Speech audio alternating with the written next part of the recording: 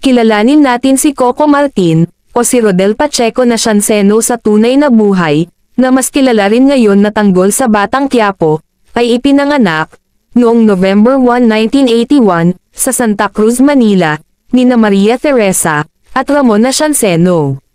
Bata pa si Coco nung naghiwalay ang kanyang mga magulang. Kaya ang nag-aalaga sa kanya ay ang kanyang lola Matilde. Si Coco ay lumaki sa Novaliches, Quezon City.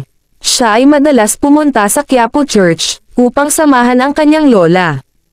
Upang humingi ng gabay sa itim na Nazareno. Sa kabila ng kahirapan, siya ay nakapagtapos ng elementarya at high school, sa Jose Abad Santos Memorial School. Noong 1989, hanggang 1999.